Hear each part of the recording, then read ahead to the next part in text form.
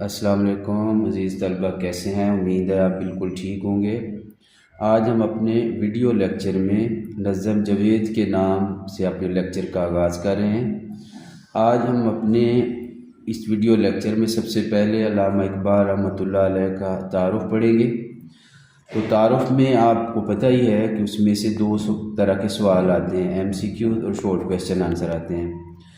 تو آئیے ہم پہلے تعارف پڑھتے ہیں۔ علامہ اقبال 1877 میں پیدا ہوئے اور 1938 میں وفات پائی۔ تو یہ آپ کے MCQs میں آپ سے پوچھا جا سکتا ہے ان کی ڈیٹ آف برتھ بھی اور وفات بھی۔ علامہ اقبال سیالکوٹ میں جو سرزمین پنجاب کا ہمیشہ سے ایک مردم خیز خطہ ہے، مردم خیز خطہ، نامور انسان پیدا کرنے والی سرزمین پیدا ہوئے۔ آپ کے والد گرامی شیخ نور محمد کو آپ انڈر لائن کریں گے ایز MCQs۔ بڑے پرہیزگار اور عبادت گزار شخص تھے۔ ان کی والدہ محترمہ امام بی بی بھی بڑی خلیق، امام بی بی کو آپ انڈر لائن کریں گے ایز MCQs۔ خلیق، خوش اخلاق، نیک سیرت اور زاہدہ اور عابدہ خاتون تھی، جن کا زیادہ وقت یا تو بچیوں کو تعلیم دینے یا پھر عبادت و ریاضت میں گزرتا تھا۔ نیکوکار والدین سے تربیت پانے کے ساتھ ساتھ ابتدائی تعلیم سید میر حسن کو آپ انڈر لائن کریں گے as MCQs۔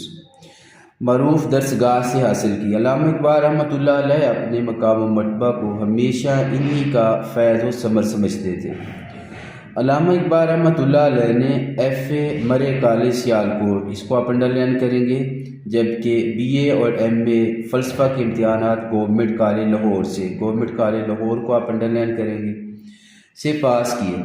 Government college Lahore میں فلسفہ پڑھانے کے لیے انہیں نامور فلسفہ دان پروفیسر تھامس آرنلڈ، اس کو انڈر لائن کریں گے ایز MCQs، مل گئے، جنہوں نے فلسفہ کے ساتھ ان کا فطری میلان دیکھ کر اس قدرتی جوہر کو اور بھی چمکا دیا۔ پروفیسر تھامس آرنلڈ اپنے احباب میں اقبال کی تعریف کرتے ہوئے کہا کرتے تھے، ایسا شاگرد استاد کو محقق اور محقق کو محقق تر بنا دیتا ہے۔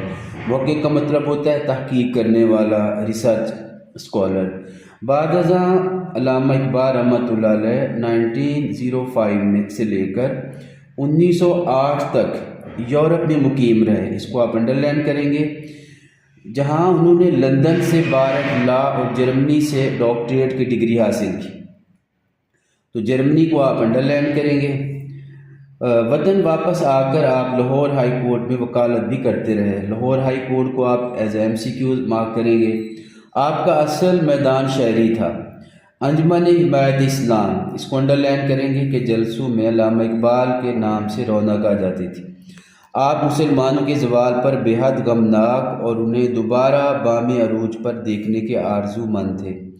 چنانچہ انہوں نے اسی بنا پر اپنی شاعری کے ذریعے خواب غفلت میں سوئے ہوئے مسلمانوں کو بیدار اور انہیں ساحل امید و یقین کی طرف رواں دواں کیا۔ مسلمان نوجوانوں میں مرد مومن اور شہین جیسی اصطلاحات اور علامات کے ذریعے نئی روح پھونکنے کی کوشش کی۔ انہوں نے نہ صرف تصور پاکستان پیش کیا بلکہ اس سلسلے میں قائد اعظم کو بہت مفید عملی مشورے بھی دیے۔ شامل کتاب نظم جوید کے نام ہر چند انہوں نے اپنے بیٹے جوید اقبال کو مخاطب ہو کر کہیے، لیکن دراصل اس نظم میں وہ ہر مسلمان نوجوان سے مخاطب ہیں۔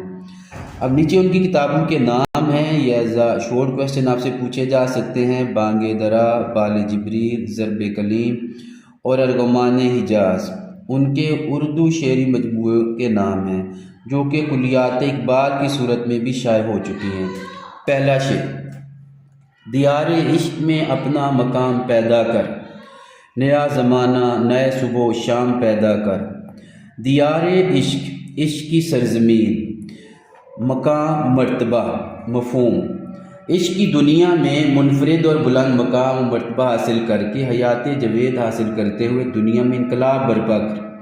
تشریح طلب شعر میں شاعر علامہ اقبال رحمۃ اللہ علیہ اپنے بیٹے جاوید اقبال کو مخاطب کرتے ہیں، امت مسلمہ کے تمام جوانوں سے مخاطب ہو کر فرماتے ہیں کہ اے نوجوانان اسلام، اللہ تعالیٰ نے آپ کو جوانی، قوت، طاقت، ذہانت اور کئی صلاحیتوں سے نوازا ہے۔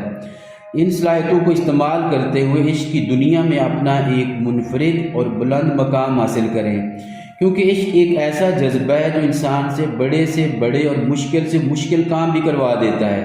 انسان کو اگر کسی چیز سے عشق ہو جائے تو وہ اسے حاصل کرنے کے لیے اپنی تمام قوتیں اور صلاحیتیں لگا دیتا ہے، اسے حاصل کر کے ہی دم لیتا ہے۔ تو علامہ اقبال رحمۃ اللہ علیہ نے عشق کی بات کی ہے جو اللہ عز و جل اور اس کے پیارے حبیب صلی اللہ علیہ وآلہ وسلم سے عشق ہے۔ جب انسان ان دنیاوی عشق کو چھوڑ کر عشق حقیقی کا طالب ہوتا ہے تو وہ معرفت الہی کا طالب ہوتا ہے، جو انسان کی تخلیق کا مقصد ہے۔ دنیا کی حقیقت بھی یہی ہے۔ اللہ تعالیٰ رسول اکرم صلی اللہ علیہ وسلم کی محبت کے سوا زندگی اور دنیا میں مقام و مرتبہ حاصل نہیں کیا جا سکتا۔ جب انسان صرف اللہ اور اس کے رسول کی محبت سے سرشار ہوتا ہے، وہ دنیا و مافیہ سے بے نیاز ہو جاتا ہے، اسے دنیا کی کوئی پرواہ نہیں رہتی، اور نہ ہی اللہ اور اس کے رسول کی اطاعت کرتے ہوئے کوئی دنیاوی خوف اس کے آڑے آتا ہے۔ وہ صرف اور صرف رسول اللہ صلی اللہ علیہ وسلم کی رضا چاہتا ہے۔ اس طرح انسان وہ مقام و مرتبہ حاصل کر لیتا ہے جو اللہ اور اس کے رسول کا پسندیدہ ہے۔ کسی شاعر نے کیا خوب کہا، عشق انسان کو پاگل نہیں ہونے دیتا، عشق انسان کو درویش بنا دیتا ہے۔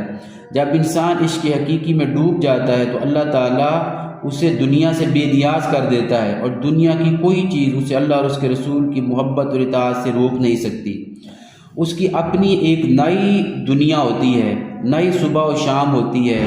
اللہ تعالیٰ اسے بے نیاز کر کے دنیا اور آخرت میں سرخرو کرتا ہے، دنیا میں کامیابیاں عطا کرتا ہے، اسے دنیا سے بے خوف کر کے وہ مقام و مرتبہ عطا کرتا ہے کہ دنیا کی تمام قوتیں اس کے آگے بے معنی ہو جاتی ہیں۔ امید ہے کہ آپ کو اس شعر کی اچھی طرح سے سمجھ آ گئی ہوگی۔ اللہ حافظ۔